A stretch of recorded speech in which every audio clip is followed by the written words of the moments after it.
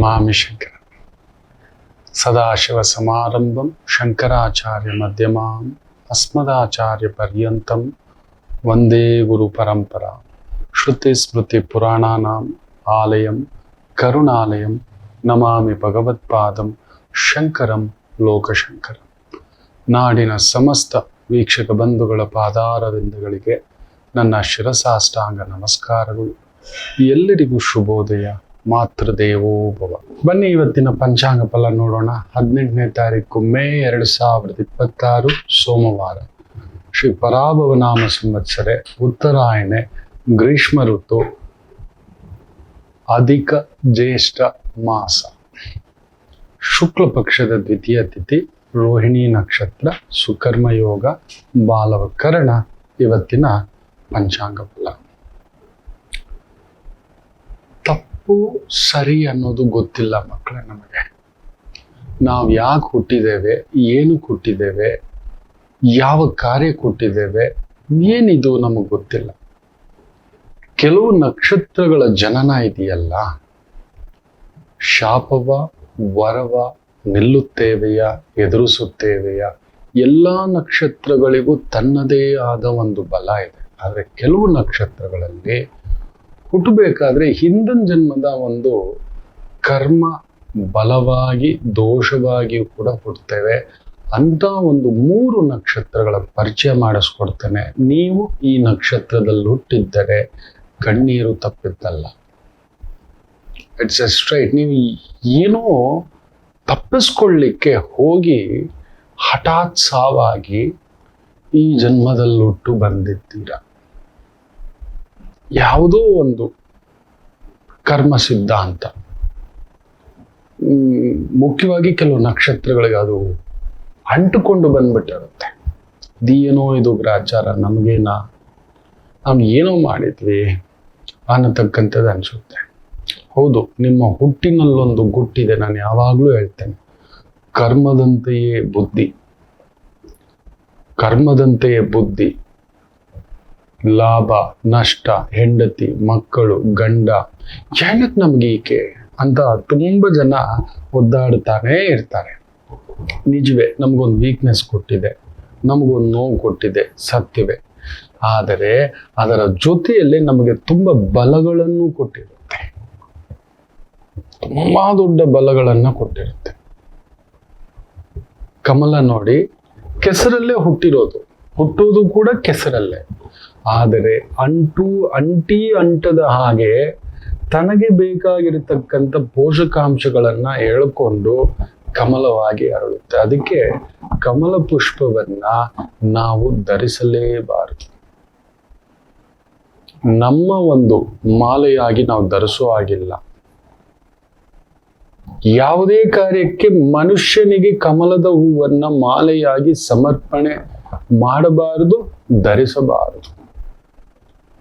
ಆ ಕಮಲದ ಹೂ ಭಗವಂತನಿಗೆ ಮಾತ್ರ. ಯಾಕೆಂದ್ರೆ ಅದಕ್ಕಂಥದ್ದೊಂದು ನೋವು ಕೊಟ್ಟಿದ್ದಾನೆ, ಅಂಥದ್ದೊಂದು ಶಾಪ ಕೊಟ್ಟಿದ್ದಾನೆ. ಕೆಸರಲ್ಲಿ ಹುಟ್ಟಬೇಕು. ತನಗೆ ಆ ಒಂದು ಎಷ್ಟು ನೋವಿರುತ್ತೆ ಯೋಚನೆ ಮಾಡಿ ನೋಡಿ. ಬೇರೆ ಪುಷ್ಪಗಳೆಲ್ಲ ಒಳ್ಳೊಳ್ಳೆ ಗಿಡಗಳಲ್ಲಿ ಬಿಡ್ತವೆ, ಸಸಿಗಳಲ್ಲಿ ಬಿಡ್ತವೆ. ಮಲ್ಲಿಗೆ ಹೂವು ತಗೊಳ್ಳಿ, ಸೇವಂತಿಗೆ ತಗೊಳ್ಳಿ, ಕೆಸರೆಲ್ಲ ಬಿಡುತ್ತೆ, ಇಲ್ವಲ್ಲ? ಆದರೆ ಕಮಲದ ಪುಷ್ಪ ಮಾತ್ರ ಕೆಸರಲ್ಲೇ ಹುಟ್ಟೋದು. ಲೊಕ್ಕೊಳಚೆ ಕೆಸರು, ಇನ್ನೊಂದು ಕಲ್ಯಾಣಿ, ಅಲ್ಲಿ ನೋಡಿ ಅಂಟದ ಹಾಗೆ ಮೇಲೆ.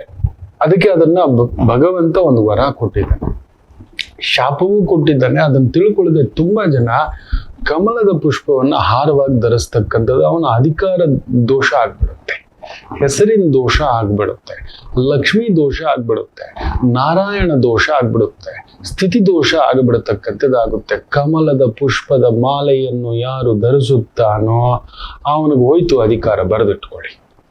ಎಂತ ದೊಡ್ಡ ಅಧಿಕಾರವಿದ್ದರೂ ಕೆಲವ್ರ ಕಾಲಿಗೆ ಬೀಳಬಾರ್ದು ಅಂತ ಹೇಳ್ತಾರೆ, ಕೆಲವು ಕಡೆ ಬಗ್ಗಲೇಬೇಕು ಅಂತ ಹೇಳ್ತವೆ, ಕೆಲವು ಕಡೆ ತಗ್ಗಲೇಬೇಕು ಅಂತ ಹೇಳ್ತೇವೆ. ಏನು ಬೇಡ, ನದಿಯಲ್ಲಿ ಸ್ನಾನಕ್ಕೆ ಹೋದಾಗ ಬಾಯಲ್ಲಿ ನೀರು ಹಾಕೊಂಡು ಮುಕ್ಕಳಿಸಿ ನೀರಲ್ಲಿ ಉಗಿಬಾರ್ದು, ಗೊತ್ತಿದೆಯಾ? ಜನ್ಮಾಂತರ ವರುಣ ದೋಷಕ್ಕೆ ಒಳಗಾಗ್ಬಿಡ್ತಾರೆ. ಜನ್ಮಾಂತರ ಕಾಯಿಲೆಗಳಿಗೆ ದೋಷಕ್ಕೆ ನಿಂತ್ಕೊಬಿಡ್ತವೆ.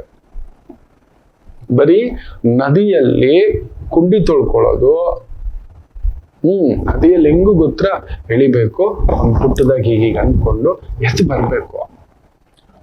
ಕೆಲವ್ರು ಇರ್ತಾರೆ ಮಲಮೂತ್ರ ವಿಸರ್ಜನೆ ಮಾಡೋದು, ಮಾಡ್ಬಿಟ್ಟು ಬಂದಲ್ಲಿ ತೊಳ್ಕೊಳ್ಳೋದು, ಇಲ್ಲ ನದಿಯಲ್ಲೇ ಆ ಒಂದು ಮಲವನ್ನ ಮೂತ್ರವನ್ನ ವಿಸರ್ಜನೆ ಮಾಡಿರ್ತಕ್ಕಂಥದ್ದು, ಇಲ್ಲ ಮಾಡ್ಬಿಟ್ಟು ಬಂದು ಕುಂಡಿ ತೊಳ್ಕೊಳ್ಳೋದು. ವರುಣಪಾಶಗಳಿಗೆ ಒಳಗಾಗ್ಬಿಡ್ತಾರೆ. ನಿಮಗೆ ಬರಬಾರದು ಕೆಲವೊಂದು ದೋಷಗಳು ಬಂದು ತಟ್ಟುತ್ತೆ. ಮಕ್ಕಳು ಏಳಿಗೆ ಆಗೋಲ್ಲ, ಮಕ್ಕಳು ಹುಟ್ಟೋಲ್ಲ. ಯಾರಿಗಾದ್ರೂ ಜಾತಕದಲ್ಲಿ ಮಕ್ಕಳಿಲ್ಲ ಅಂದ್ರೆ ವರ್ಣ ದೋಷ ಎಲ್ಲಿದೆ ಅಂತ ನೋಡ್ತೀವಿ ಫಸ್ಟ್. ಇವನೇನ್ ಮಾಡಿದಾನ ವರ್ಣ ದೋಷಕ್ಕೆ ಕಾರಕರ್ತ ಅನ್ನತಕ್ಕಂಥದ್ದು. ಹೌದು, ಅದಕ್ಕೆ ನಿತ್ಯ ನಾವು ಸ್ನಾನ ಮಾಡುವಾಗ ಕಟ್ಟಗಡೆಯದಾಗಿ ಒಂದು ಪಾತ್ರೆ, ಒಂದು ಚೊಂಬಲ್ ನೀರು ಇಟ್ಕೊಂಡು ಆ ವರುಣ ಗಾಯತ್ರಿ ಮಂತ್ರವನ್ನ ನಾವು ಜಪ ಮಾಡ್ತೇವೆ. ಓಂ ಜಲಬಿಂಬಾಯ ವಿದ್ಮಹೆ ನೀಲಪುರುಷಾಯ ಧೀಮಹಿ ತನ್ನೋ ವರುಣ ಪ್ರಚೋದಯಾತ್ ಅಂತ.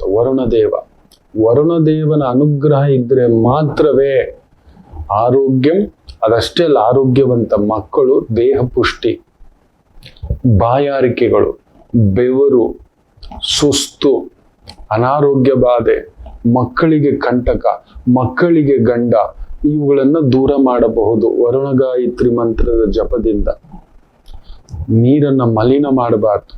ನೀರನ್ನ, ಅದರಲ್ಲೂ ಕಲ್ಯಾಣಿ, ನದಿ, ಇದೆಲ್ಲ ಲೆಕ್ಕ ಇದೆ ಮಕ್ಕಳ. ನಮ್ಮ ಒಂದು ಸನಾತನ ಧರ್ಮವಿದೆಯಲ್ಲ, ಪ್ರತಿಯೊಂದನ್ನು ಗೌರವಿಸ್ತಕ್ಕಂಥದ್ದು. ನೀರನ್ನ ಒದೆಯೋ ಆಗಿಲ್ಲ, ಭೂದೇವಿಯನ್ನ ದಬ್ಬ ದಬ್ಬ ದಬ್ಬ ಅಂತ ಒದ್ಕೊಂಡು ನಡೆಯೋ ಆಗಿಲ್ಲ. ಕೆಲವರು ಒದ್ಕೊಂಡು ನಡೀತಾರೆ.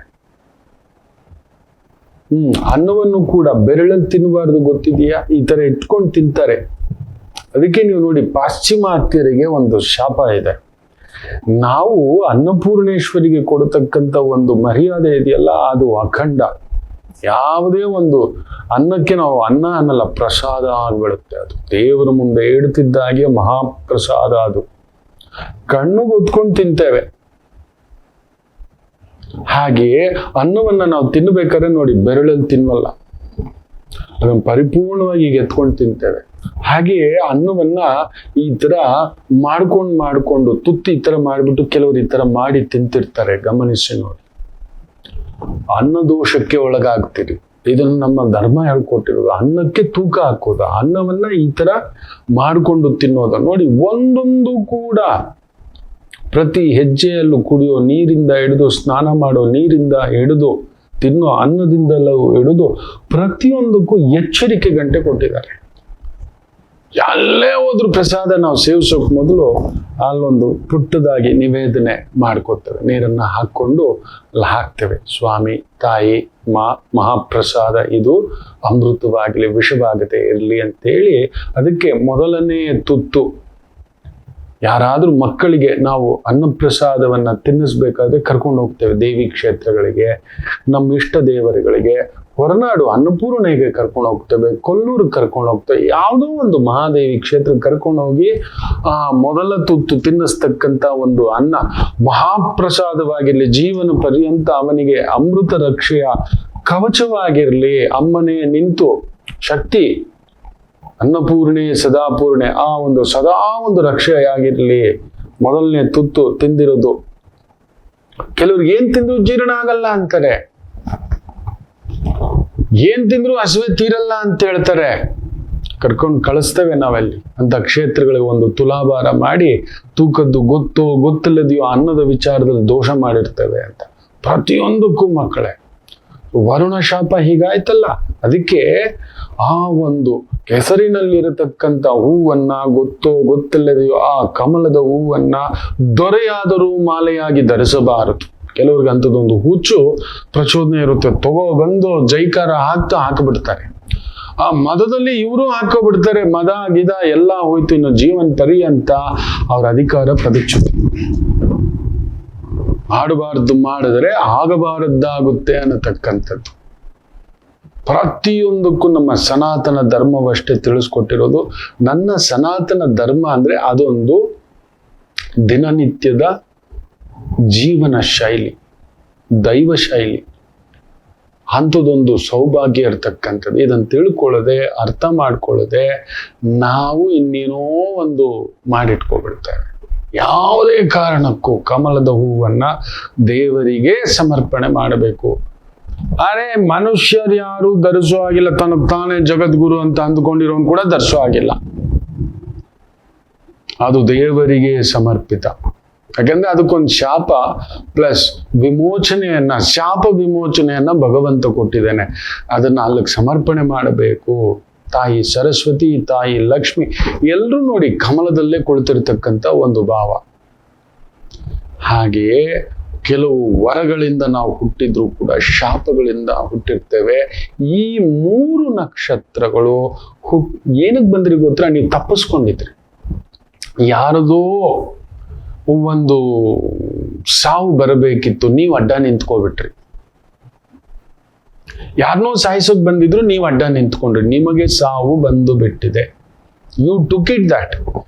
ಅದಕ್ಕೆ ಆ ಕರ್ಮ ಒಂದು ಅನ್ಕಂಪ್ಲೀಟ್ ಆಗಿರ್ತಕ್ಕಂಥದ್ದು. ನಿಮ್ಮದು ಎಷ್ಟೋ ಇತ್ತು ವಿಚಾರಗಳು ಆ ಜನ್ಮದಲ್ಲಿ ಮುಗಿಸುವಂಥದ್ದು, ಮಾಡುವಂಥದ್ದು, ಈ ಜನ್ಮಕ್ಕೆ ವಾಪಸ್ ಕಳಿಸಿದೆ. ಆ 3 ಮಹಾನಕ್ಷತ್ರಗಳು ಯಾವುದು ಗೊತ್ತಾ? ಅಶ್ವಿನಿ, ಮಖ, ಮೂಲ. ನೀವು ಅದಕ್ಕೆ ದಲ ದಲ ದಲ ದಲ ದಲ ದಲ ದಲ ದಲ ದಲ ಅಂತಿರ್ತೀರಿ. ಅಶ್ವಿನಿ ನಕ್ಷತ್ರದಲ್ಲಿ ಹುಟ್ಟಿದವರು, ಮಖ ನಕ್ಷತ್ರದಲ್ಲಿ ಹುಟ್ಟಿದವರು, ಮೂಲ ನಕ್ಷತ್ರದಲ್ಲಿ ಹುಟ್ಟಿದವರು, ನಿಮ್ಮ ಜೀವನ ಅಲ್ಲೊಂದು ವರವೇ. ಆದರೆ ವರ ಬರೋಕ್ ಮೊದಲು ನಿಮ್ಮನ್ನ ತಲ್ಲಣಿಸಿ, ಒದ್ದಾಡಿಸಿ, ಸಂಕಟಪಡಿಸಿ, ಕಣ್ಣೀರಾಕಿಸಿ ಜೀವನ ಕೊಡುತ್ತೆ. ತಟ್ಕೋಬೇಕು ನೀವು. ಜನ್ಮತ ನೀವೊಬ್ಬ ಅಂತರ್ಮುಖಿಗಳು. ನೋಡಿ, ಆ ಒಂದು ನಕ್ಷತ್ರ ಅಂದ್ರೇನೆ ಸ್ಪಿರಿಚುವಲ್ ನಕ್ಷತ್ರ. ಅದು ಬೇರೆ ಮಾತೇ ಇಲ್ಲ, ಬೇರೆ ಮಾತೇ ಇಲ್ಲ. ನೀವು ಹುಟ್ಟಿದ ನಕ್ಷತ್ರಾಧಿಪತಿ, ಈಗ ನೀವು ಮಖ ನಕ್ಷತ್ರದಲ್ಲಿ ಹುಟ್ಟಿದೀರಿ ಅಲ್ವಾ, ಕೇತು ಎಲ್ಲಿದ್ದಾನೆ ಅಂತ ನೋಡಿ. ಅಶ್ವಿನಿ ನಕ್ಷತ್ರದಲ್ಲಿ ಹುಟ್ಟಿದ್ರೆ ನಿಮ್ ಕೇತು ಎಲ್ಲಿದ್ದಾನೆ ಅಂತ ನೋಡಿ. ಮೂಲ ನಕ್ಷತ್ರದಲ್ಲಿ ಹುಟ್ಟಿದ್ರೆ ನಿಮ್ಮ ಕೇತು ಎಲ್ಲಿ ಇದ್ದಾನೆ. ಅದಕ್ಕೆ ಹೇಳೋದು, ಜಾತಕದಲ್ಲಿ ಒಳ್ಳೆ ಒಂದು ವೈದಿಕರ ಹತ್ರ ತೋರಿಸ್ಕೊಳ್ಳಿ ನಿಮ್ಮ ಬಲಾಬಲಗಳನ್ನ, ಎಲ್ಲಿ ಕುಳಿತಿದೆ. ಯಾಕೆಂದ್ರೆ ಅಲ್ಲೊಂದು ಅನ್ಕಂಪ್ಲೀಟ್ ಡಿಸೈರ್ ಆಗಿ ನೀವು ಬಂದು ಹಠಾತ್ ದುರ್ಮರಣ ಆಗಿ ಹುಟ್ಟಿ ಬಂದಿರುವುದು. ನೀವು ಒಬ್ಬರೇ ಅಲ್ಲ, ಇನ್ನು ಬೇರೆ ನಕ್ಷತ್ರಗಳು ಇದಾವೆ. ಒಬ್ಬೊಬ್ಬರಿಗೆ ಒಂದೊಂದಿದೆ. ಇನ್ನೊಬ್ಬರಿಗೆ ಯಾರಿಗೋ ಚುಚ್ಚಿಸ್ಕೊಳ್ಳೋವಾಗ ನೀವು ಅಡ್ಡ ಬಂದ್ಬಿಟ್ರಿ. ಸೊ ಹಠಾತ್ ದುರ್ಮರಣ. So that is the reason you are a gifted. 100% ಹೇಳ್ತೇನೆ, ನಿಮಗೆ ಮುಂದಕ್ಕೆ ನಡೆಯುವುದು ಗೊತ್ತಾಗುತ್ತದೆ. By born you are a spiritual person. ನೆನ್ಪಿಟ್ಕೊಳ್ಳಿ, ಅದೊಂದು ವಿಪರೀತವಾದಂತ ಮೋಕ್ಷ ಸಂಕೇತದ ನಕ್ಷತ್ರ. ನಿಮಗೆ ಗೊತ್ತಿಲ್ಲದೆಯೇ you are a charitable person. ಹೌದು ಅಲ್ವೋ ಹೇಳಿ? ನಿಮ್ಗೆ ಗೊತ್ತಿಲ್ಲದೆ ನಿಮ್ಮ ಅಂತಃಕರಣ ಹೇಳುತ್ತೀಯೋ ಕೊಡೋಣ ಕೊಣ, ಮಾಡೋಣ ಕಣೋ. ನಿಮಗೇ ಗೊತ್ತಿಲ್ಲದೆಯೇ ನೀವು 4 ಜನ ಭಿಕ್ಷುಕರಿಗೆ ಅನ್ನ ಕೊಡ್ತಿರ್ತೀರಿ. ಅಶ್ವಿನಿ ನಕ್ಷತ್ರ, ಮಖ ನಕ್ಷತ್ರ, ಮೂಲ ನಕ್ಷತ್ರ. ನೀವೊಂದು ದೈತ್ಯ ದೇಹಿ, ದೈತ್ಯ ಆಸೆಗಳಿರ್ತವೆ. ಹೌದು ಅಲ್ವೋ ಹೇಳಿ? ಎಲ್ರೂ ಪಡತರ ಒಂದು ಮನೆ, ಒಂದು ಕಾರು, ಒಂದು ವ್ಯವಸ್ಥೆ ಖಂಡಿತ ಇಲ್ಲ. ಒಂದು ಕಾರು, ಒಂದು ಮನೆ, ಒಂದು ವ್ಯವಸ್ಥೆ ಅಲ್ಲ, ಅದಕ್ಕೆ ಮೀರಿದಂತ ಒಂದು ಪ್ರಚೋದನೆ ಇರತಕ್ಕಂಥದ್ದು ಇರುತ್ತದೆ. ದೊಡ್ಡದು, ದೊಡ್ಡ ಆಫೀಸು, ದೊಡ್ಡ ಕೆಲಸ, ದೊಡ್ಡ ಸಾಧನೆ, ಬಟ್ ಒಳಗಡೆ ಅಲ್ಲೊಂದು ಆಗುತ್ತಾ, ಮಾಡ್ತೀನ, ಆಸೆ ಏನೋ ಇದೆ, ಸಡನ್ ಆಗಿ ಸ್ವಿಚ್ ಆಫ್ ಆಗ್ಬಿಡ್ತೀರ. ಏನೋ ಬಿಡೋ, ಏನೋ ಬೇಡ, ಏನ್ ನಡೆಯುತ್ತೋ ನಡೀಲಿ, ಹೇಗೋ ನಡೀಲಿ ಅಂತ. ತುಂಬಾ ಸುಂದರವಾಗಿರ್ತಕ್ಕಂಥ ನಿಮ್ಮ ಬದುಕಿನಲ್ಲಿ ದಿಢೀರ್ ಅಂತ ಹೇಳ್ಬಿಟ್ಟು ಒಂದು ಕತ್ತಲು ಬರ್ತಕ್ಕಂಥದ್ದಾಗುತ್ತೆ. ಯಾವ ರೀತಿ ಇರುತ್ತೆ ಅಂದ್ರೆ ಜುಟ್ಟಾಗ್ಬಿಟ್ಟಿರುತ್ತೆ. 100% ಈಗ ಹೇಳ್ತೇನಲ್ವಾ, ಈ ಒಂದು ಅಶ್ವಿನಿ ನಕ್ಷತ್ರ, ಮಘ ನಕ್ಷತ್ರ, ಮೂಲ ನಕ್ಷತ್ರದವ್ರು ತೊಳಲಾಟದಲ್ಲಿ ಇರ್ತಾರೆ. ಯಾಕಂದ್ರೆ ಈಗಿರೋ ಕೇತು ನಕ್ಷತ್ರವೇ. ನೀವು ಆ ನಕ್ಷತ್ರದಲ್ಲಿ ಹುಟ್ಟಿದ್ರೆ 100% ಹೇಳ್ತೇನೆ. ಎಷ್ಟು ಜನ ಕಮೆಂಟ್ಸ್ ಹಾಕ್ತೀರಿ? ಹೌದು ಗುರುಗಳೇ, ತೊಳ್ಳಾಟ ಇದೆ ಗುರುಗಳೇ. ನಿಮಗೆ ಲಕ್ಷ್ಮೀ ದೋಷ ಆಗಿರುತ್ತೆ. ಮನೆಯ ಮಕ್ಕಳ ವಿಚಾರ ಇರ್ಬೋದು, ಮರ್ಯಾದೆ ವಿಚಾರ ಇರ್ಬೋದು, ವ್ಯವಹಾರ ವಿಚಾರ ಇರ್ಬೋದು, ಉದ್ಯೋಗ ವಿಚಾರ ಇರ್ಬೋದು, ಹಣಕಾಸು ವಿಚಾರ ಇರ್ಬೋದು, ಆರೋಗ್ಯ ವಿಚಾರ ಇರ್ಬೋದು, ಕುಟುಂಬದ ವಿಚಾರ ಇರ್ಬೋದು, ಒಗ್ಗಟ್ಟಿನ ವಿಚಾರ ಇರ್ಬೋದು, ಗೌರವದ ವಿಚಾರ ಇರ್ಬೋದು, ಇಲ್ಲ ಮಕ್ಕಳಿಂದ ಅಗೌರವ, ಇಲ್ಲ ಧರ್ಮಪತ್ನಿಯಿಂದ ಏನೋ ಒಂದು ಸಂಕಟ, ಇಲ್ಲ ನಿಮ್ಮ ಒಂದು ವ್ಯವಹಾರಗಳಲ್ಲಿ ಸಂಕಟ, ಒಂಥರ ಏನೋ ಒಂದು ಏನು ಮಾಡುವುದು ದಿಕ್ಕು ತೋಚದಂತ ಸ್ಥಿತಿಯಲ್ಲಿ ನೀವು ನಿಂತಿರುತ್ತೀರಿ. ಏನೋ ಸಿಕ್ಕಾಕೊಂಡಿರ್ತೀರಿ, ಒಂಥರ ಗಂಟಲಲ್ಲಿ ಸಿಕ್ಕಾಕೊಂಡಿರ್ತಕ್ಕಂಥ ಬಿಸಿ ತುಪ್ಪ ನಿಮ್ಮ ಜೀವನ ಪರ್ಯಂತ ಇರುತ್ತೆ. ಜೀವನ ಪರ್ಯಂತ ಇದು ನಿಮಗೆ ಕೊಟ್ಟಿರ್ತಕ್ಕಂಥ ಒಂದು ಹೊರೆ. ಏನೋ ಇದು ಬಿಡಿಸ್ಕೊಳಕ್ಕಾಗಲ್ವಾ? ಇಲ್ಲ. ಯಾಕಂದ್ರೆ ಮಘ ನಕ್ಷತ್ರ, ಅಶ್ವಿನಿ ನಕ್ಷತ್ರ, ಹಿಂದಿನ ಜನ್ಮದ ಆ ಒಂದು ಕರ್ಮ ಕಂಪ್ಲೀಟ್ ಆಗಿರ್ಲಿಲ್ಲ, ಹುಟ್ಬಿಟ್ಟಿದ್ರಿ. ಓಡೋಣ ಅಂದ್ರೆ ಇವನು ಹೇಳ್ತಾನೆ ಬೇಡ ಸುಮ್ಮನಿರು. ಅದಕ್ಕೆ ನಿಮಗೆ ಹುಟ್ಟಿನಿಂದಲೇ ನೀವು ನಿಜವಾದ ಗುರುಗಳು. ಗುರುಗಳಿಗೆ ಗುರು ನೀವು. ನಿಮಗೆ ತಿಳಿಯದ್ದು ಯಾರಿಗೂ ಗೊತ್ತಿಲ್ಲ, ಎಲ್ಲ ಗೊತ್ತಿದೆ. ಎಲ್ಲೋ ಒಂದು ಏಕಾಂಗಿಯಾಗಿ ಕೂತು ಬಿಟ್ಟಿರ್ತೀರಿ, ಯಾರು ಇಲ್ಲ ಅನ್ನಿಸ್ಬಿಟ್ಟಿರ್ತೀರಿ. ನೀವು ಆಡದ ಆಟ ಇರಲ್ಲ, ಹೌದು ಅಲ್ವೋ ಹೇಳಿ? ನೀವು ನೋಡದ ನೋಟ ಇಲ್ಲ, ನೀವು ನೋಡದ ಚಂದ ಇಲ್ಲ, ನೀವು ನೋಡದ ಅಂದ ಇಲ್ಲ, ನೀವು ಬಯಸದ ಬದುಕಿಲ್ಲ. ಬಟ್ ಯಾಕೋ ಒಂದು ರೀತಿಯ ಬರಗಾಲದ ಛಾಯೆ. ಹೌದು ಅಲ್ವೋ ಹೇಳಿ?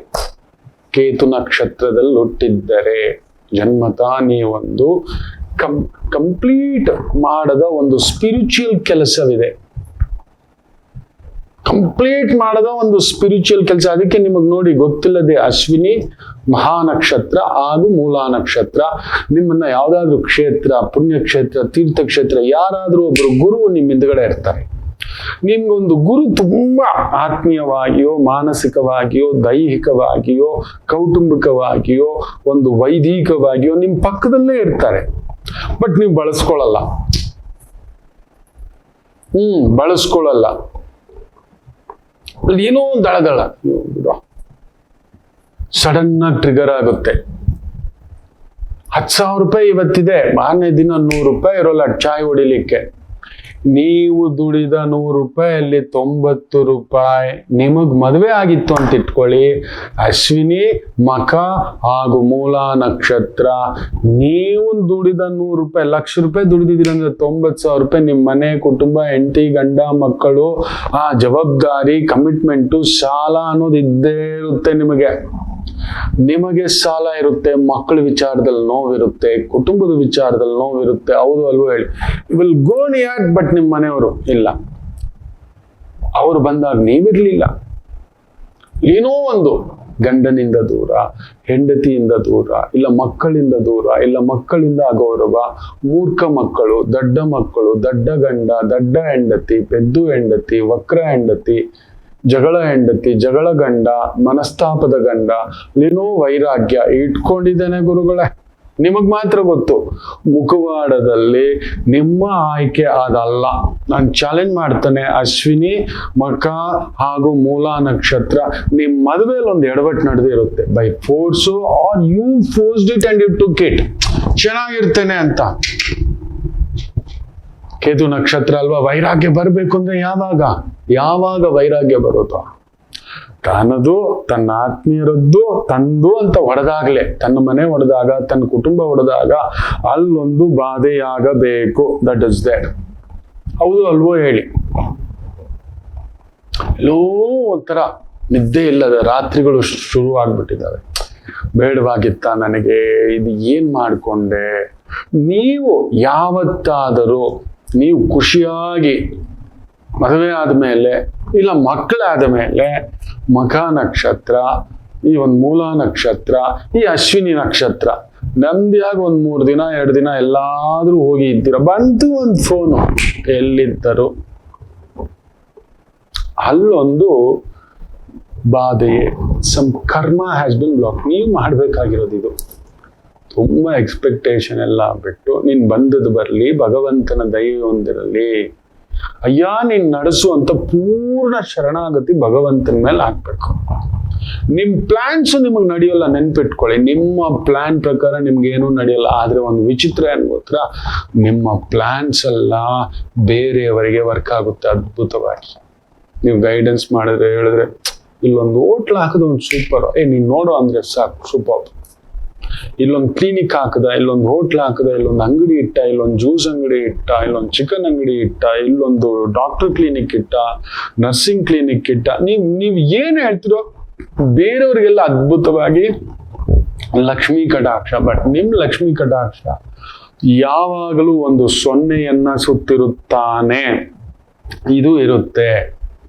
ಅದರಲ್ಲೂ ಮಖ ನಕ್ಷತ್ರದವ್ರು ಮಕ್ಕಳಿಂದ, ಮೂಲ ನಕ್ಷತ್ರದವರು ನಿಮ್ಮಿಂದ, ನಿಮ್ಮ ಮನೆಯವರಿಂದ, ಅಶ್ವಿನಿ ನಕ್ಷತ್ರದವರು ತಂದೆಯಿಂದ ಇಲ್ಲ ಕುಟುಂಬದಿಂದ,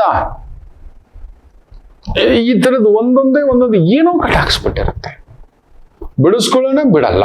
ನೀವು ಶರಣಾಗತಿ ಆಗ್ಬೇಕಾಗಿರೋದು ಏನ್ ಗೊತ್ತಾ? ಬಂದದ್ ಬರ್ಲಿ ಸ್ವಾಮಿ, ನಿನ್ನ ಇಚ್ಛೆ, ಇನ್ನು ನಾನು ಪ್ಲಾನ್ ಮಾಡಕ್ ಹೋಗಲ್ಲ. ನನಗೆ ಬೇಡ ಪ್ಲಾನ್, ನಾನು ಈ ಪ್ಲಾನ್ಸ್ ಎಲ್ಲ ಬಿಟ್ಬಿಡ್ತಾನೆ. ನೀನ್ ದಾರಿ ತೋರಿಸು ಅಂತ ಪೂರ್ಣ ಶರಣಾಗತಿ ಹೊಂದಿದರೆ ಮಾತ್ರ ನಿಮ್ಮನ್ನ ಕರ್ಕೊಂಡು ಹೋಗ್ತಾನೆ. Surprise money will come. ಬರೆದು ಇಟ್ಕೊಳ್ಳಿ, ನೀವು ಶರಣಾಗತಿ ಆಗೋವರೆಗೂ ಬರಲ್ಲ. You have to surrender to the nature. ನೀವು ಶರಣಾಗತಿಯಾಗಬೇಕು. ಕೆಲವು ನಕ್ಷತ್ರಗಳಿದೆ, ಅವರಿಗೆ ಮಾತ್ರ ಧನಲಕ್ಷ್ಮಿ ತಿರುಗಿಸಿದ್ರೆ ಮನೆ, 3 ಅಂತಸ್ತಿನ ಮನೆ ಮಿನಿಮಮ್ ಕಟ್ಟಿರೋರ್ನ ನಾನು ನೋಡಿದ್ದೇನೆ. 3 ರೂಪಾಯಿ ಚಿಲ್ಲರೆ ಇಟ್ಕೊಂಡಿರೋರ್ನ, 3 ರೂಪಾಯಿ ಚಿಲ್ಲರೆ, ಸೈಕಲ್ ಇಲ್ಲ, ಬಾಡಿಗೆ ಸೈಕಲ್ 3 ರೂಪಾಯಿ ತಗೊಂಡು ಓಡ್ತಿದ್ದವನ್ನ ನಾನು ನೋಡಿದಾನೆ. 3 ಅಂತಸ್ತಿನ ಮನೆ, ಕಡಿಮೆ ಅಂದ್ರೆ 3 ಕೋಟಿ 30 ಕೋಟಿಗೆ ಬದುಕಿರೋನು ನೋಡಿದಾನೆ. ಅದು ಯಾವ ನಕ್ಷತ್ರಗಳು ಗೊತ್ತಾ? ಅಲ್ಲೊಂದು 3 ನಕ್ಷತ್ರ ಇದೆ, ಅವ್ರಿಗೊಂದು ಶಾಪ ಆಗಿತ್ತು, ಅದು ಈ ಜನ್ಮಕ್ಕೆ ಹೊರ ಆಗುತ್ತೆ. ಅದು ಉತ್ತರಾಭಾದ್ರ ನಕ್ಷತ್ರ, ಪುಷ್ಯ ನಕ್ಷತ್ರ ಹಾಗೂ ಅನುರಾಧ ನಕ್ಷತ್ರ. ನೀವು ಕೋಟೀಶ್ವರರಾಗ್ತದೆ. ಅದು ಹೇಗೆ ಅನ್ನೋದನ್ನ ಮುಂದಿನ ಸಂಚಿಕೆಗಳಲ್ಲಿ ಹೇಳ್ತಾನೆ. ಇಲ್ಲಿ ಬರೆದಿಟ್ಕೋತೇನೆ. ಪುಷ್ಯ ನಕ್ಷತ್ರ ಹಾಗೂ ಉತ್ತರಾಭಾದ್ರ ನಕ್ಷತ್ರ ಹಾಗೂ ಅನುರಾಧ ನಕ್ಷತ್ರ. ಇದೇನ್ ಗುರುಗಳೇ, ಇವ್ರಿಗೆ ಇಂಥದ್ದೊಂದು ಯೋಗ ಐತೆ? ಹೌದು. ಆದ್ರೆ ನಿಮಗೆ ಮೂಲ, ಮಖ ಹಾಗೂ Ashwini surrender to the nature. ಯಾಕಂದ್ರೆ ನೀವು ಒಂದು ದೇವಸ್ಥಾನ, ದೇವರ ಕಾರ್ಯ, ದಾನ ಕಾರ್ಯ, ಪೂಜಾ ಕಾರ್ಯ, ನೀವು ಬಂದು ವ್ಯವಹಾರ ಮಾಡೋ ಹಾಗೆ ಇಲ್ಲ, ನೀವು ಬಿಸ್ನೆಸ್ ಮಾಡೋ ಹಾಗೆ ಇಲ್ಲ, ನಿಮ್ ಲಾಭಕ್ಕೆ ನೀವು ಲೆಕ್ಕ ಹಾಕೋ ಆಗಿಲ್ಲ. ಇಷ್ಟು ಮಾಡ್ತೀನಿ, ಇವತ್ತಿಷ್ಟು ಎಳ್ನೀರು ಕೊಚ್ಚಿಬಿಡ್ತೀನಿ, ಇಷ್ಟು ಬಂದ್ಬಿಡುತ್ತೆ, ಖಂಡಿತ ವರ್ಕ್ ಆಗಲ್ಲ. ಅವತ್ತೇ ಸ್ಟ್ರೈಕ್. ಈ ಕಡೆ ನಿಮ್ ರೋಡ್ ಕಡೆ ಯಾರು ಬಂದಿಲ್ಲ. ಹೌದು. ಇಷ್ಟು ಪೇಷನ್ಸ್ ಬಂದ್ಬಿಡ್ತಾರೆ, ಇಷ್ಟು ಕ್ಲೈಂಟ್ಸ್ ಬಂದ್ಬಿಡ್ತಾರೆ, ಇಷ್ಟು ಇನ್ಕ್ರಿಮೆಂಟ್ಸ್ ಬಂದ್ಬಿಡುತ್ತೆ. ನಿಮ್ ಲೆಕ್ಕಾಚಾರ ಅಶ್ವಿನಿ ಮಖ ಮೂಲ ಮಾಡೋಕೆ ಬಿಡುವುದಿಲ್ಲ. Because you are a spiritual person. Previous ಜನ್ಮ ನೀವು ಅಂಥದ್ದೊಂದು ಸ್ಪಿರಿಚುವಲ್ ಕೆಲಸ ಮಾಡಿ ಬಂದಿದ್ದೀರಿ. ಹೋಗೋ ಸ್ಪಿರಿಚುವಲ್ ಮುಗಿಸ್ಕೊಂಡ್ ಬಾ ಅಂದ್ರೆ ನೀವೊಂದು teacher, lecturer, professor, advisor, judge, medicine, lawyer, ಒಂದು ಸಾಮಾಜಿಕ ಸೇವೆ, 4 ಜನರನ್ನ ಕಾಪಾಡೋದು. ನೀವು ಅಂಥದನ್ನ ಯೋಚನೆ ಮಾಡಿ, 4 ಜನ ಏನೋ ಒಂದು ಮಾಡ್ತೇನೆ, ದಿನ 4 ಜನಕ್ಕೆ ಪ್ರಸಾದ ಕೊಡೋದು, 4 ಪಶು ಪಕ್ಷಿ ಪ್ರಾಣಿಗಳಿಗೆ ಹಾಕೋದು. ಲಾಭ ಇಟ್ಕೊಂಡು ಮಾಡಿದ್ರೆ ನಿಮಗೆ ದಕ್ಕುವುದಿಲ್ಲ. ನನ್ನ ಲಾಭ, ನನ್ನ ಮನೆ, ನನ್ನ ಕಾರು ಎಲ್ಲ ಕಳ್ಕೊಬಿಡ್ತೀರಿ. The more you think about yourself, I should be glamour, I should be this, should have that, ಒಂದು ಕಾಲ್ಗಟ್ಟಕ್ಕೆ ತರಗಲಿ ಅಂತ ಉದುರು ಬಿಡುತ್ತೆ. ನಿಮಗೆ ದುಡ್ಡು ಅಂತಿಂತ ದುಡ್ಡು ಕೊಡೋಲ್ಲ, ಸೂಪರ್.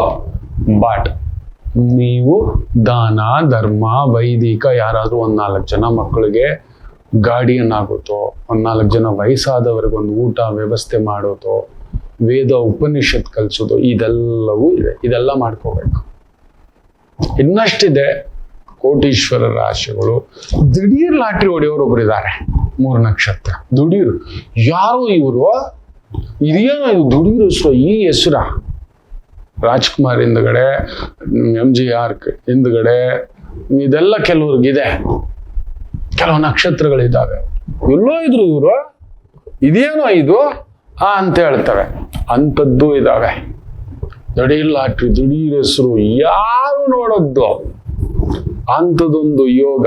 ಇದೆಲ್ಲವನ್ನ ಮಾತಾಡೋಣ.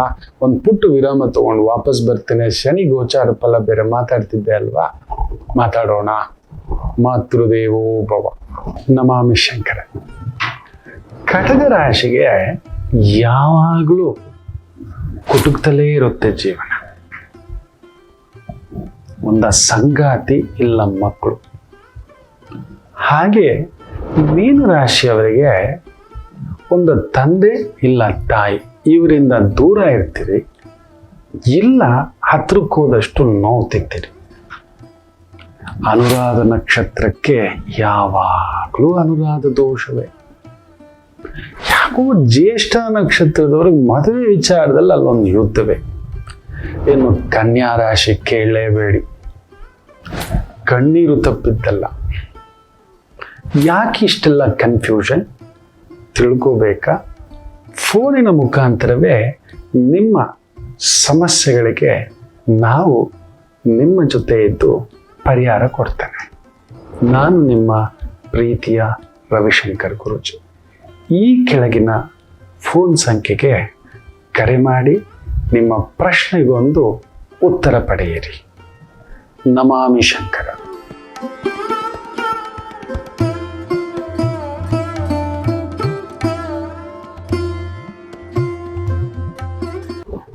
ನಮಾಮಿ ಶಂಕರ.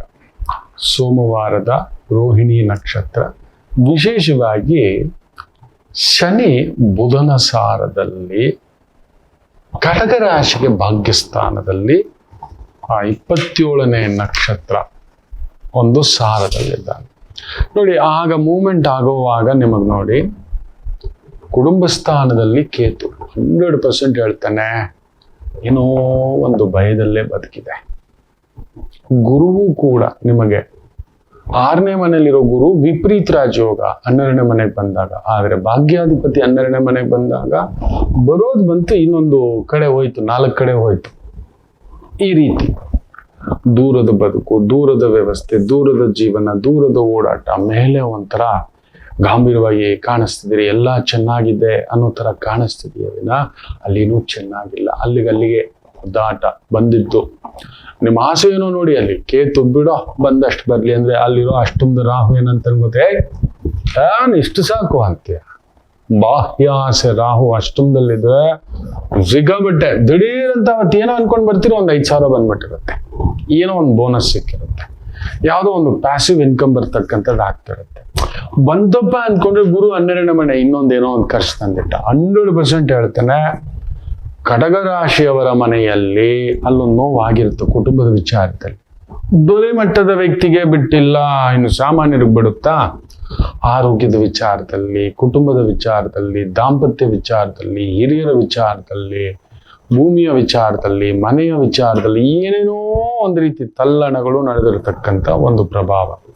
ಅಂತ ನಿಮಗೆ ಶನಿ ಮೊದಲೇ ಬಾಧಕ, ನೋವು ಕೊಡೋನು.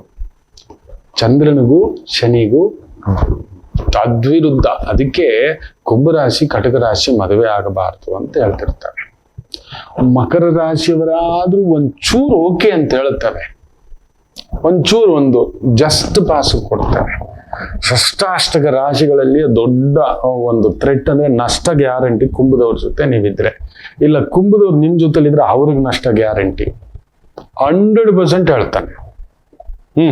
ಕರ್ಕಾಟಕ ರಾಶಿಯವರಿಗೆ ಅದೊಂದು ಭಾವ. ಅಂಥದ್ದು ಆ ಅಷ್ಟಮಾಧಿಪತಿ ಭಾಗ್ಯದಲ್ಲಿ ಕುಳಿತು ಒಂಥರ ಇದಾನೆ, ಇದೆ, ಇದು ಈಗ, ಇದು ಆಗ, ಇದು ಬಿಡ್ಲ, ಇದು ಇರ್ಲ, ಇದು ಹೋಗ್ಲ, ಇದು ತಗೊಳ್ಳ, ಈ ಒಂದು ಛಾಯೆಯಲ್ಲಿ ಅಲ್ಲೊಂದು ಒದ್ದಾಡಿಸ್ತಿರೋ ಶನಿ ಬುಧನ ಸಾರ 17ನೇ ತಾರೀಕಿಂದ ಅದು ಇನ್ನಷ್ಟು ತಳಮಳ. ಬುಧನಿಗೂ ನಿಮಗೂ ಆಗುವುದಿಲ್ಲ. ನಿಮಗ್ ಗೊತ್ತಿದೆಯಾ ಬುಧ ಯಾರ ಮಗ ಅಂತ? ನಿಮ್ಮದೇ ಮಗು, ನಿಮ್ಮ ಮಾತು ಕೇಳದ ಮಗು, ತಾಯಿಗೆ ಅವಮಾನ ಮಾಡಿಸಿದ ಮಗು. ಹೌದು, ನಿಮ್ಮದೇ ಮಗು, ಆದ್ರೆ ನೀವೆಲ್ಲೂ ಹೇಳ್ಕೊಳಕ್ಕಾಗಲ್ಲ. ಅಂತ ಒಂದು ಸಾರದಲ್ಲಿ ಬಂದಾಗ ಗುರುವಿನ ಬೃಹಸ್ಪತಿ ಆಚಾರ್ಯರು ಅವರ ಪತ್ನಿ ತಾರ ಆಶ್ರಮ ದೇವತೆಗಳು ಬಂದು ವಿದ್ಯೆ ಕಲಿತಕ್ಕಂಥದ್ದು. ಅದಕ್ಕೆ ಚಂದ್ರನ ವಿಚಾರದಲ್ಲಿ ನಾವು ಹಿಂಗ್ ನೋಡುತ್ತೇವೆ, ಚಂದ್ರ ಎಲ್ಲಿದ್ದಾನೆ, ಇದು ರೂಲ್. ಇದು ಈ ಒಂದು ಬೃಹಸ್ಪತಾಚಾರ್ಯರು ಗುರುಕುಲ ನಡೆಸ್ತಿದ್ರೆ ಚಂದ್ರ ವಿದ್ಯೆ ಕಲೀಲಿಕ್ಕೆ ಬರ್ತಾನೆ. ಬೃಹಸ್ಪತಾಚಾರ್ಯರ ಧರ್ಮಪತ್ನಿ ತಾರಾ ಬಂದವನು ಎಂತ ಒಂದು ವಿಶೇಷ ಸೇವೆಗಳಲ್ಲಿ ಇರ್ತಾನೆ. ಬೃಹಸ್ಪತಾಚಾರ್ಯರಿಗೆ ಶಿಷ್ಯನ ಮೇಲೆ ಅಪಾರವಾದ ನಂಬಿಕೆ, ಪ್ರೀತಿ, ತುಂಬಾ ಪ್ರೀತಿ. ಸಾಮಾನ್ಯವಾಗಿ ಅಂತರಂಗಕ್ಕೆ ಗುರುಗಳು ಬಿಟ್ಕೊಳ್ಳಲ್ಲ. ಅಂತರಂಗಕ್ಕೆ ನಾವು ಹೋಗಬಾರ್ದು. ಎಷ್ಟೇ ದೊಡ್ಡ ಅಧಿಕಾರವಂತರಾದ್ರೂ ದೇವಸ್ಥಾನದ ಗರ್ಭಗುಡಿಗೆ ನಮ್ಮ ಮಗಳು ಮದುವೆ ಮಾಡಿಸಿದ್ದೇವಲ್ಲ, ಮಗಳಿಗೆ 10-11 ವರ್ಷ ಆಗಿದೆ ಅಂದ್ರೆ ಅವಳಿಗೆ ಸಪ್ರೇಟ್ ರೂಮ್ ಮಲಗ್ತಾಳೆ ಅಂದ್ರೆ ತಂದೆ ಕೂಡ ದಿಢೀರಂತ ಹೋಗುವಾಗಲ್ಲ. ಯಾವ ಗಂಡಸ್ಗೂ ಅಧಿಕಾರ ಇಲ್ಲ. ಅಪ್ಪನೇ ನೀವು. ಹಾಗೆಯೇ ಮದುವೆಯಾದ ಗಂಡನಿಗೂ ಕೂಡ ಹೆಂಡತಿಯ ಪರ್ಮಿಷನ್ ಇಲ್ಲದೆ ಮುಟ್ಟೋ ಆಗಿಲ್ಲ. ಇದೆಲ್ಲ ರೂಲ್ಸ್. ನಮ್ಮ ಸನಾತನ ಧರ್ಮ ಹೇಳ್ಕೊಟ್ಟಿರೋದನ್ನ ಇವತ್ತು ಕಾನೂನು ತಗೊಂಡ್ ಬರ್ತಿರೋದು. ತಂದೆ ತಾಯಿ ಕೂಡ ಮಗಳು ಅಳಿಯ ಇದ್ರು, ಮಗ ಸೊಸೆ ಇದ್ರು ಕೂಡ ಆ ರೂಮ್ಗೆ ಹೋಗ್ಬಾರ್ದು. ನಾಕ್ ಎನ್ಮಾ ಅನ್ಬೇಕು. ಅಂಥದ್ದು ಬೃಹಸ್ಪತಾಚಾರ್ಯರು ಶಿಷ್ಯನ ಮೇಲೆ ಎಷ್ಟು ಒಂದು ಪ್ರೀತಿ ಅಂದ್ರೆ, ಮನೇಲಿ ನಡೆಯೋ ಪೂಜಾ ಕಾರ್ಯಗಳು ಕೂಡ ತನ್ನ ಕುಟೀರದಲ್ಲಿ, ಶ್ರಮ ಅದು ಅಲ್ಲಿರ್ಬೇಕು. ಶಿಷ್ಯಂದ್ರು ಅವನನ್ನು ಕರ್ಕೊಳ್ಳೋದು, ಸೇವೆ ತಗೊಳ್ಳೋದು, ಹೆಲ್ಪ್ ತಗೊಳ್ಳೋದು ಇದೆಲ್ಲ ನಡೀತಿರುತ್ತೆ. ಚಂದ್ರ ಎಷ್ಟು ಸುಂದರ ಅಂದ್ರೆ ನೋಡ್ದವ್ರಿಗೆಲ್ಲ. ಅದಕ್ಕೆ ಹುಣ್ಣಿಮೆ ಬೆಳದಿಂಗಳು ಅಂತ ಹೇಳೋದು. ಅದಕ್ಕೆ ರಾಮಚಂದ್ರರ ಮೀರಿದ ಅಂದವಿಲ್ಲ. ರಾಮನನ್ನ ಎಲ್ಲಾ ದೇವತೆಗಳು ಇಷ್ಟಪಟ್ರು. ಅಷ್ಟು ಉನ್ಮತ್ತರಾಗಿ ರಾಮ ನೀನು ಅಂದ್ರೆ ಇಷ್ಟ ಅಂತ. ಅದಕ್ಕೆ ರಾಮ ಈ ಜನ್ಮಕ್ಕೆ ನಾನು ಏಕಪತ್ನಿ ವ್ರತಸ್ಥ, ಮುಂದಿನ ಜನ್ಮ ಅನ್ನೋದೊಂದಿದ್ರೆ ನೋಡೋಣ, ತಥಾಸ್ತು, ನೀವೆಲ್ಲ ನನ್ನ ಪತ್ನಿಯರಾಗಲಂತೆ ಅಂತ. ಅದಕ್ಕೆ ಕೃಷ್ಣಾವತಾರದಲ್ಲಿ 16,100 ಜನ, ಅಷ್ಟೂ ಜನ ಯಾರ್ಯಾರೆಲ್ಲ ಆಸೆ ಪಟ್ಟಿದ್ರು ಅವರೆಲ್ಲ ಪತ್ನಿಯರಾಗಿ ಅಲ್ಲೊಂದು ಸೇವೆ ಸಿಕ್ಬಿಡ್ತು ಭಗವಂತನಿಂದ. ಗೋಪಿಕಾ ಸ್ತ್ರೀಯರು ಅಂತಕ್ಕಂಥದ್ದು ಬಂಧ ಮುಕ್ತಗೊಳಿಸಿದ್ದು ನರಕಾಸುರನಿಂದ, ಜರಾಸಂಧನಿಂದ. ಆ ಒಂದು ನರಕಾಸುರನಿಂದ ಅತಿ ಮುಖ್ಯವಾಗಿ 16,100 ಜನ ಸ್ತ್ರೀಯರನ್ನ ತಗೊಬಂದು ಹಾಕಿಟ್ಟಿದೆ. ನಮ್ಗೆ ಯಾರು ನೋಡ್ತಾರೆ ಅಂದ್ರೆ ಅದು ಇಂದಿನ ಒಂದು ಬ್ರಹ್ಮಗಂಟು. ನೀವು ನನ್ನನ್ನ ಇವತ್ತಿನಿಂದ ನನ್ನನ್ನ ನಿಮ್ಮ ಗಂಡ ಅಂತ ಹೇಳ್ಕೊಳ್ಳಿ ಹೋಗಿ ಅನ್ನತಕ್ಕಂಥ ವರವನ್ನು ಕೊಟ್ಟಂಥದ್ದು. ರಾಮರ ಅಂದಕ್ಕೆ ಮೀರಿದ ಅಂದವಿಲ್ಲ. ಕರ್ಕಾಟಕ ರಾಶಿ ಪುನರ್ವಸು. ಅದಕ್ಕೆ ಅಂಥದ್ದು ಒಂದು ಅಂದ ಬರುತ್ತೆ, ಆ ಗಾಂಭೀರ್ಯ ಬರುತ್ತೆ, ಆ ಸೂಕ್ಷ್ಮತೆ ಬರುತ್ತೆ ಅನ್ನತಕ್ಕಂಥದ್ದು. ಸೊ ಆ ಚಂದ್ರ ಆತನ ಅಂದಕ್ಕೆ ಗೊತ್ತಿಲ್ಲದೆಯೋ ನೋಡಿ, ತಾರಾ ಬೃಹಸ್ಪತಾಚಾರ್ಯರ ಧರ್ಮಪತ್ನಿ, ಗುರುಪತ್ನಿ ಅನ್ಪಿಟ್ಕೊಳ್ಳಿ. ಗುರುಮಾತಾ ಸಮಾನ. ಅಮ್ಮನಿಗೆ ಮೀರಿದ ಅಮ್ಮ ಅದು. ಅಲ್ಲೊಂದು ಘರ್ಷಣೆ, ಅಂದ, ಚಂದ, ಸೆಳೆತ ಆಗ್ಬಿಡುತ್ತೆ.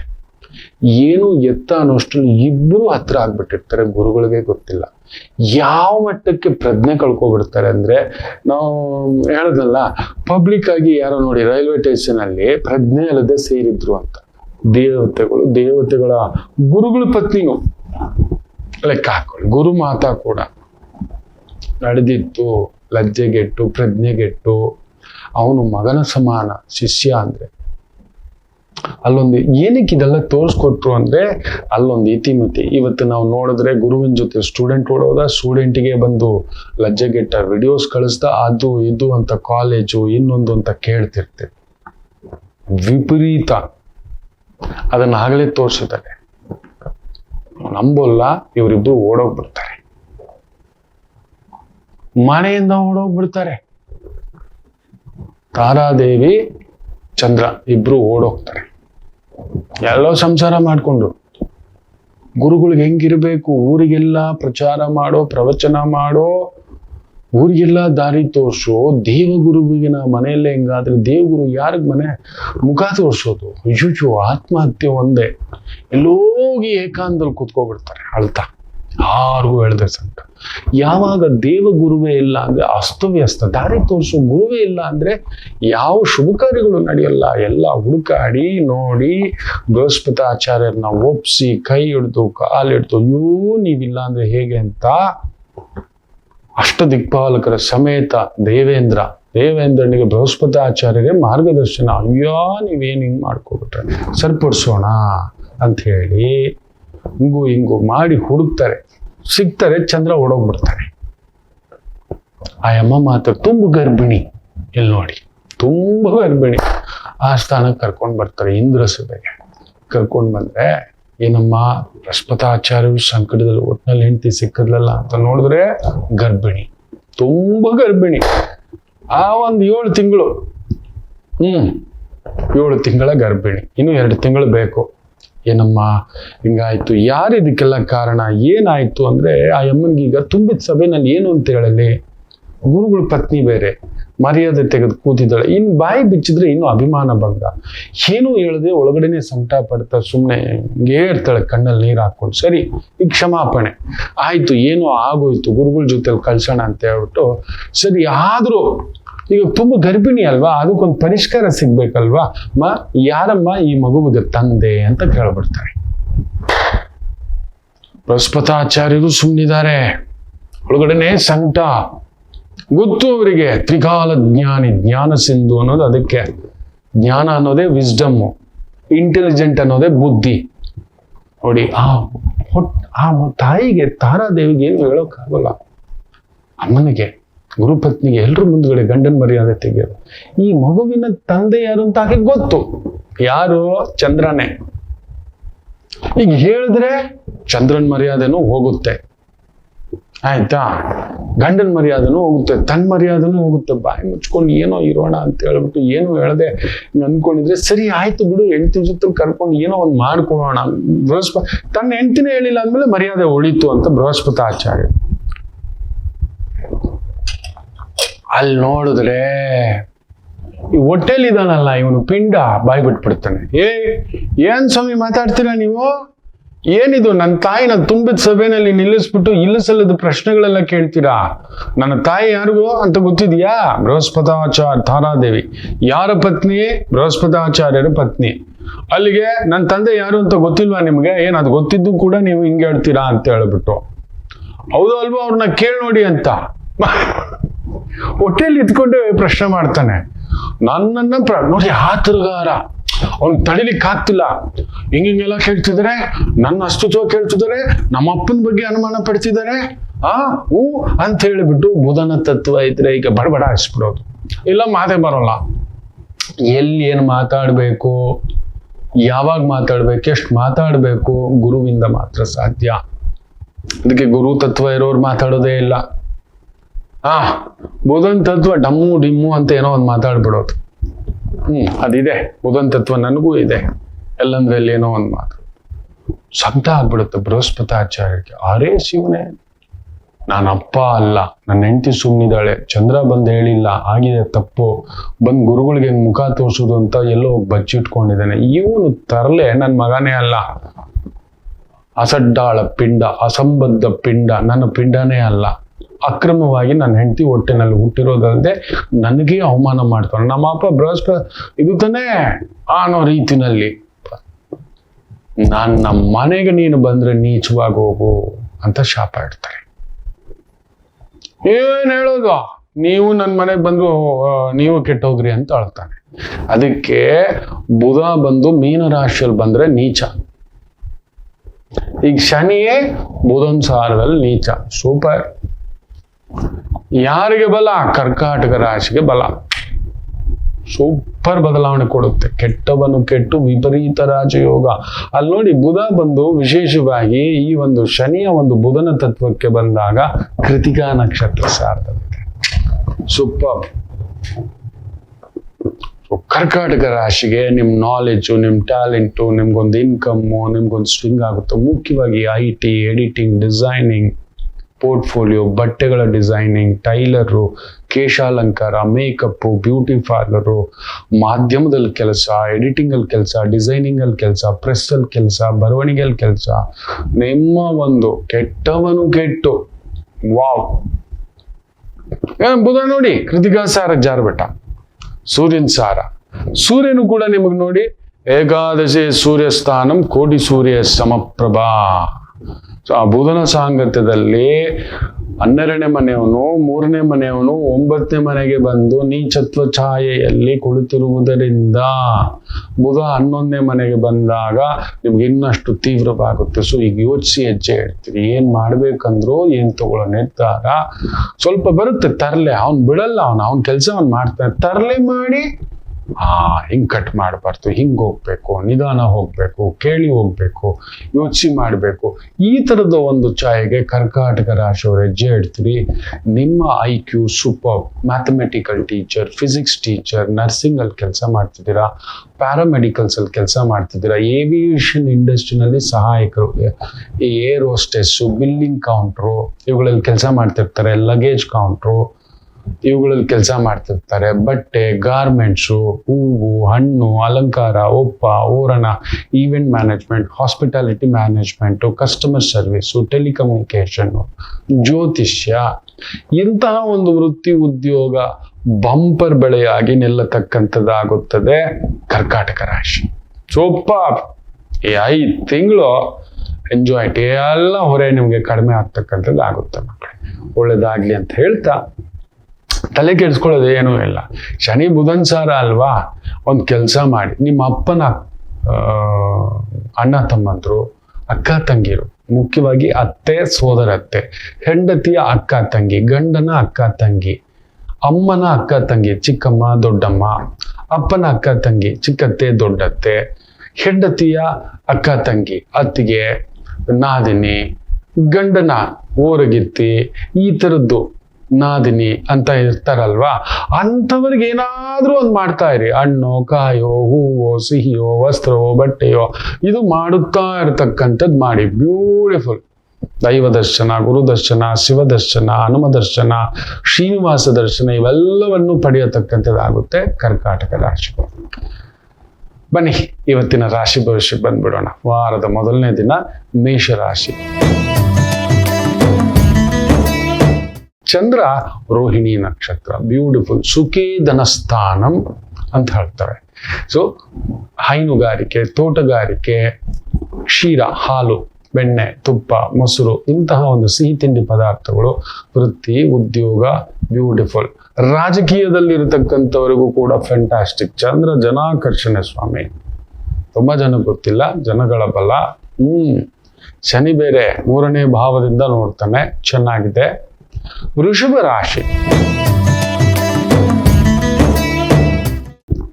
ತುಂಬಾ ಒಳ್ಳೆಯವರಾಗ್ಲಿಕ್ಕೆ ಹೋಗ್ಬೇಡಿ. ಮನೆಯವರ ವಿಚಾರ, ಅಲ್ಲೊಂದು ದಲ್ದಲ್, ಅತ್ತೆ ಮಾವ, ಮನೆ, ಕುಟುಂಬ, ಒಡ ಹುಟ್ಟಿದವರು, ಅಲ್ಲೊಂದು ಸಣ್ಣ ಕಿರಿಕಿರಿ, ಸೋತು ಬಿಡಿ. ಮನೆಯನ್ನ ಗೆಲ್ಲಬೇಕು ಅಂತ ಹೋದವರು ನೆನ್ಪಿಟ್ಕೊಳ್ಳಿ, ಮನೆಯಲ್ಲಿ ಸೋಲಲಿಲ್ಲ. ಅದಕ್ಕೆ ತುಂಬಾ ದೊಡ್ಡವ್ರಿಗೆ ನೋಡಿ, ಮನೆ ಸೋಲಕ್ ಹೋಗಿರಲ್ಲ ಅವರಿಗೂ, ತುಂಬಾ ದೊಡ್ಡವರು ಅಲ್ಲಿಲ್ಲ. ನಮ್ ದೊರೆಗಿದೆಯಾ? ಇಲ್ಲ. ಈ ದೊರೆಗಿದೆಯಾ? ನಮ್ಮ ಕರ್ನಾಟಕದ ದೊರೆಗೆ ಅವ್ರ ಮಗನ ಕಳ್ಕೊಳ್ಳಿಲ್ವಾ? ಇನ್ನೊಬ್ಬ ಮಗ ಎಲ್ಲೋ ಏನೋ ಮಾತಾಡ್ಬಿಡ್ತಾರೆ ದಿಢೀರ್ ಅಂತ, ತುಂಬಾ ದೊಡ್ಡ ಡಾಕ್ಟ್ರು, ಪೆಥಾಲಜಿಸ್ಟ್, ಬಟ್ ಸಡನ್ ಆಗಿ ಏನೋ ಮಾತಾಡಿರ್ತಾರೆ, ಗಮನಿಸಿ ನೋಡಿ. ಅದೇನು ಇಲ್ಲ ಬಿಡ್ರೆ ಅಂತ ಹೇಳ್ತಾರೆ. ದೊರೆಯಪ್ಪ ನನಗ್ ಗೌರವ ಆಗತ್ತು. ಇನ್ನಿಷ್ಟೇ ಬರ್ದಿಟ್ಕೊಳ್ಳಿ. ನಮ್ಮ ಸಿದ್ದರಾಮಯ್ಯನವರ ತರ ನಾನು ಕಾಂಗ್ರೆಸ್ ಕಟ್ಟಾಳು ಮಾತಾಡ್ತಿಲ್ಲ, ಆಂತರಂಗಿಕವಾಗಿ ಸಿದ್ದರಾಮಯ್ಯನವರಂತವರ ತರ ಸಾಮಾಜಿಕ ಬದ್ಧತೆ ಇರತಕ್ಕಂಥ ವ್ಯಕ್ತಿಗಳು ಇನ್ನೂ ತುಂಬಾ ಕಡಿಮೆ ಬರೋದು. ಅದೊಂದು ಪವಾಡ ನಡಿಬೇಕು, ಅಂಥದ್ದೊಂದು ಅಂತಃಕರಣ, ಯೋಚನಾ, ಆಲೋಚನಾ. ಸೊ ಇವತ್ತು ಆ ಥರ ತುಂಬಾ ದೊಡ್ಡವರಿಗೆ ಮನೆಯೇ ಶಾಪ. ಸೋತು ಬಿಡಿ, ಆನಂದ. ಏನು ಮಿಥುನ ರಾಶಿ, 12ನೇ ಮನೆ ಚಂದ್ರ, ದೂರದ ಕೆಲಸ, ದೂರದ ವ್ಯವಹಾರ, ಟ್ರಾವೆಲ್ಸು, ವೆಹಿಕಲ್ಸು, ಇನ್ವೆಸ್ಟ್ಮೆಂಟ್ಸು, ದಿಢೀರ್ ಇನ್ವೆಸ್ಟ್ಮೆಂಟ್ಸು, ದಿಢೀರ್ ಲಾಭ, ತಂದೆಯ ಆರೋಗ್ಯ, ತಾಯಿಯ ಆರೋಗ್ಯ, ಅವರ ಜವಾಬ್ದಾರಿ ಸ್ವಲ್ಪ ಹೊರೆ. ಕರ್ಕಾಟಕ ರಾಶಿ, ಬೆಳೆ ನೋಡಿ ಕಾಕತಾಳೀಯವಾಗಿ ರೋಹಿಣಿ ನಕ್ಷತ್ರವೇ, ಲಾಭದಲ್ಲಿ ಸೂರ್ಯ, ಲಾಭದಲ್ಲಿ ಬುಧ, ಲಾಭದಲ್ಲಿ ಚಂದ್ರ. ಯಾವ ಕೆಲಸವಾದರೂ ಬ್ಯೂಟಿಫುಲ್ ಡೇ. ಹೋಗಿ ಖರ್ಚಿರುತ್ತೆ, ದುಡ್ಡು ಬರ್ತಿದೆ ಅಲ್ಲ, ಮಾಡಿ ಖರ್ಚು ಒಳ್ಳೇದಕ್ಕೆ. ಸಿಂಹರಾಶಿ, ರಾಜಕೀಯ, ಸರ್ಕಾರ, ಪದವಿ, ಪ್ರತಿಷ್ಠೆ, ಮಂತ್ರಾಂಗ, ದಂಡಾಧಿಕಾರಿ, ಯಂತ್ರಾಂಗ ಅಧಿಕಾರಿ, ಆಡಳಿತ ಅಧಿಕಾರಿ, ಅಡ್ಮಿನಿಸ್ಟ್ರೇಷನ್ ಕೆಲಸ ಕಾರ್ಯ ವೃತ್ತಿ, ಸಾಮಾನ್ಯ ವೃತ್ತಿ, ಒಂದು ಸಣ್ಣ ಬೇಕರಿ ಇಟ್ಕೊಂಡಿರೋರ್ಗೂ ಅನುಕೂಲವೇ. ಸ್ವಲ್ಪ ಖರ್ಚು ಸ್ವಂತ ಬಿಸ್ನೆಸ್ ಅಲ್ಲಿ ಇರೋರಿಗೆ. ಕನ್ಯಾ ರಾಶಿಯವರಿಗೆ ಲಾಭದ ದಿನ. ಹೂವಿನ ವ್ಯಾಪಾರ, ಹಣ್ಣಿನ ವ್ಯಾಪಾರ, ತರಕಾರಿ ವ್ಯಾಪಾರ, ಬಟ್ಟೆ ವ್ಯಾಪಾರ, ಕನ್ಸಲ್ಟೆಂಟ್, ಸೂಪರ್. ತುಲಾ ರಾಶಿ ಸ್ವಲ್ಪ ಮನಸ್ಸು ಕೆಡಿಸುತ್ತೆ, ಬುದ್ಧಿ ಕೆಡಿಸುತ್ತೆ, ಏನೋ ಒಂದು ಆತಂಕ ತುಂಬಿಸುತ್ತೆ. ವ್ಯವಹಾರದಲ್ಲೂ ಉದ್ಯೋಗದಲ್ಲೂ ದೂರದ ಬೇಡ, ಸುಮ್ಮನಿರ್ಬೇಡಿ. ಓಂ ನಮೋ ಭಗವತೆ ವಾಸುದೇವಾಯ, ಓಂ ದುಮ್ ದುರ್ಗೈ ನಮ. ತುಂಬಾ ನಿಮ್ಗೆ ಇಷ್ಟವಾದದನ್ನ ಇವತ್ತು ಹೆಚ್ಚಾಗಿ ಮಾಡಿ. ಹೈ ಇನ್ವೆಸ್ಟ್ಮೆಂಟ್ ಮಾಡ್ಲಿಕ್ಕೆ ಹೋಗ್ಬೇಡಿ. ಸಾಲ ಮಾಡಿದ್ರಿ ತಲೆನೋವು, ಲಂಚ ತಗೊಂಡಿದ್ರಿ ಸಿಕ್ಕಾಕೋಬಿಡ್ತೀರಿ, ಮರ್ಯಾದೆ ಕೆಡ್ಸ್ಕೊತೀರಿ, ಎಚ್ಚರಿಕೆ. ವೃಶ್ಚಿಕ ರಾಶಿಗೆ ಫ್ಯಾಂಟಾಸ್ಟಿಕ್ ಡೇ ಇವತ್ತು. ವೃಶ್ಚಿಕ ರಾಶಿಗೆ one of the fantastic day ಅನ್ನ ನೋಡತಕ್ಕಂಥ ಒಂದು ಛಾಯೆ ಇರುತ್ತೆ. ಬ್ಯೂಟಿಫುಲ್. ನಿಮ್ಮ ವೃತ್ತಿ ಪರವಾಗಿ, ಉದ್ಯೋಗ ಪರವಾಗಿ, ಕೆಲಸದ ಪರವಾಗಿ, ವ್ಯವಹಾರದ ಪರವಾಗಿ, ಕುಟುಂಬದ ಪರವಾಗಿ ಒಂದು ಒಳ್ಳೆ ಬಂಗಾರದ ಮಳೆ ಇವತ್ತು. ಏನೇನು ಇವತ್ತು ಪ್ಲಾನ್ ಮಾಡಬೇಕು ಅನ್ಕೊಂಡಿದ್ದೀರಿ ಮಾಡಿ, ಚೆನ್ನಾಗಿದೆ. ಇನ್ನು ವಿಶೇಷವಾಗಿ ಧನುಸು ರಾಶಿ, ಅಷ್ಟದಲ್ಲಿ ಚಂದ್ರನ ಸಾರದಲ್ಲೇ ಒಂಥರ ಕೈ ಕೆಸರಾಗದೆ ಬಾಯಿ ಮೊಸರಾಗಲ್ಲ ಅಷ್ಟೇ. ಸೆಕ್ಯೂರಿಟಿ ಏಜೆನ್ಸಿಗಳಲ್ಲಿದ್ದೀರಾ, ATM ಏಜೆನ್ಸಿಗಳಲ್ಲಿದ್ದೀರಾ, ಬಂಗಾರದ ಒಂದು ಅಂಗಡಿಗಳಲ್ಲಿ ಕೆಲಸ ಮಾಡ್ತಿದ್ದೀರಾ, ಹೈ ರಿಸ್ಕ್ ಕೆಲಸಗಳಲ್ಲಿದ್ದೀರಾ, ಸ್ವಲ್ಪ ಟೆನ್ಷನ್ ನ ದಿನ, ಎಚ್ಚರಿಕೆ. ಮಕರ ರಾಶಿ ಸಪ್ತಮಾಧಿಪತಿ ಪಂಚಮದಲ್ಲಿ ಉಚ್ಚಂಗತ ಆಗಿರೋದ್ರಿಂದ ಕುಟುಂಬದಲ್ಲಿ ಶುಭ ಕಾರ್ಯ, ಮನೆ, ಕುಟುಂಬ, ಓಡಾಟ, ಸುತ್ತಾಟ, ಆರೋಗ್ಯದಲ್ಲಿ ಚೇತರಿಕೆ, ಮಿತ್ರರು, ಬಂಧುಗಳು, ಆತ್ಮೀಯರು, ಭೋಜನ ಕೂಟ ನೋಡತಕ್ಕಂಥ ದಿನ. ಇನ್ನು ಕುಂಭರಾಶಿ ಷಷ್ಠಾಧಿಪತಿ ಸುಖದಲ್ಲಿ ಒಂದ್ ಸ್ವಲ್ಪ ಖರ್ಚು ವೆಚ್ಚಗಳು ಸ್ವಲ್ಪ ಜಾಸ್ತಿ. ಹಿರಿಯರ ಜವಾಬ್ದಾರಿ, ಕುಟುಂಬದ ಜವಾಬ್ದಾರಿ, ವ್ಯವಹಾರದ ಜವಾಬ್ದಾರಿ ಇವೆಲ್ಲವನ್ನ ನೋಡತಕ್ಕಂಥ ಒಂದು ಛಾಯೆ. ಏನು ತುಂಬಾ ದೊಡ್ಡ ಹೈ ರಿಸ್ಕ್ ಏನು ಆಗತಕ್ಕಂಥದ್ದು ಏನಿಲ್ಲ. ಬ್ಯೂಟಿಫುಲ್ ಡೇ, ಚೆನ್ನಾಗಿದೆ. ಸ್ವಲ್ಪ ಭಾರ ಹೊರೆ ನಲಗ್ತೀರಷ್ಟೇ. ಮೀನ ರಾಶಿಗೆ ಬಂಪರ್ ಬೆಳೆ.